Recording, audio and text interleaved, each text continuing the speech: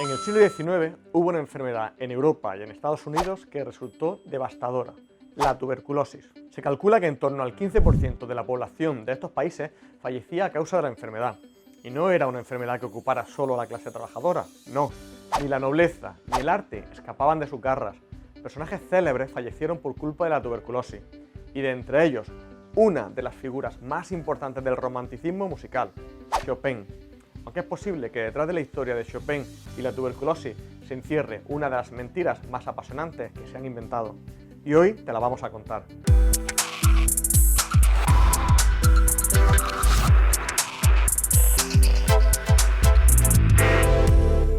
La tuberculosis es una enfermedad infecciosa causada por bacterias, por una bacteria llamada Mycobacterium tuberculosis, que afecta sobre todo a los pulmones. En realidad existen también otras micobacterias de especies distintas que pueden provocar la enfermedad, pero es sobre todo esta que te digo, Mycobacterium tuberculosis, la que da lugar a la enfermedad en humanos. La tuberculosis se transmite de persona a persona a través del aire, mediante la gotícula expulsada por un enfermo cuando tose o cuando estornuda. Y es que en esta gotícula quedan atrapados bacilos, que son las formas en las que se encuentra la bacteria. Y la inhalación de unos pocos de estos bacilos es lo que provoca la infección. Actualmente, según datos de la Organización Mundial de la Salud, la tuberculosis es una de las 10 principales causas de mortalidad en el mundo. Y es que 10 millones de personas enferman anualmente de tuberculosis y más de 1,5 millones de personas fallecen como consecuencia de la enfermedad. Pero que no cunda el pánico. A pesar de lo dicho hasta ahora, tenemos una buena noticia. La tuberculosis es una enfermedad curable, aunque también es cierto que existen dos circunstancias que son un verdadero quebradero de cabeza para los médicos y científicos que trabajamos con la tuberculosis. En primer lugar, la infección en enfermos inmunodeprimidos, por ejemplo, en enfermos de SIDA. En estos casos, la enfermedad puede suponer una complicación muy seria.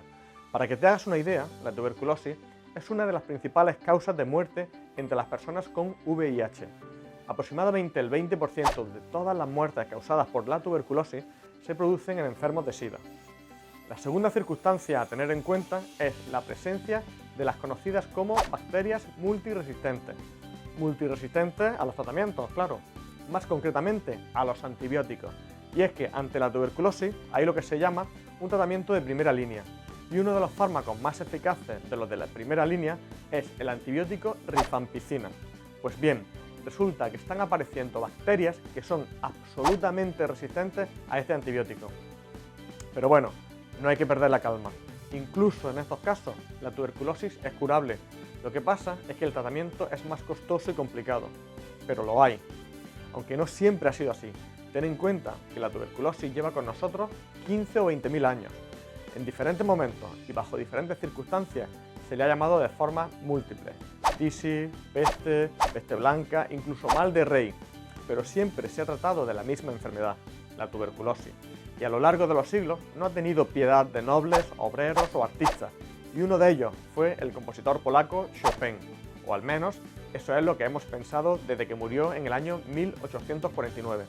Chopin es uno de los compositores y pianistas más importantes de la historia de la música, a la altura de Mozart, Liszt o Strauss, uno de los principales representantes del romanticismo musical.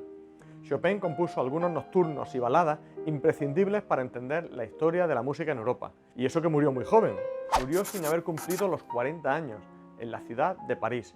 Y es en uno de los cementerios de esta ciudad donde está enterrado casi al completo. Sí, casi al completo. Chopin tenía pavor a ser enterrado vivo. Por ese motivo, pidió que una vez que muriera le extrajeran el corazón. Era la manera que tenía de asegurarse de que no despertaría jamás. Pues bien, a su muerte, el cuerpo del compositor fue enterrado en un cementerio parisino, mientras que su corazón fue depositado en un recipiente con coñac y está conservado en la cripta de la iglesia de la Santa Cruz, en su querida Varsovia. Durante mucho tiempo, la causa de la muerte de Chopin ha sido un misterio. Según su certificado de defunción, falleció por culpa de la tuberculosis, pero lo cierto es que los síntomas que tuvo también podrían confundirse con los de alguien que hubiera padecido alguna otra enfermedad como la fibrosis quística. Pero como ya estarás pensando, hay una manera de salir definitivamente de dudas, y eso mismo pensó un grupo de científicos, entre ellos genetistas y forenses, que hace unos años, en el año 2014, solicitaron que les dejaran analizar el corazón de Chopin para llegar a una conclusión definitiva. Pero los encargados de custodiar la reliquia solo accedieron a que los científicos hicieran una revisión ocular del órgano. Ya sabes, se mira pero no se toca. Y así no funciona la ciencia. Según la versión oficial, los argumentos que justificaban esta actitud estaban cerca del misticismo. Decían que acceder a abrir el frasco sería algo así como dejar profanar el cuerpo del músico. Pero, como digo, eso según la versión oficial, porque existe otra versión.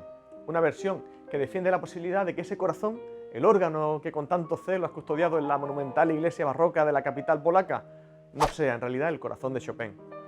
¿Pero no hemos dicho que el corazón fue depositado allí a la muerte del músico? ¿Acaso no fue así? Pues sí, sí que fue así.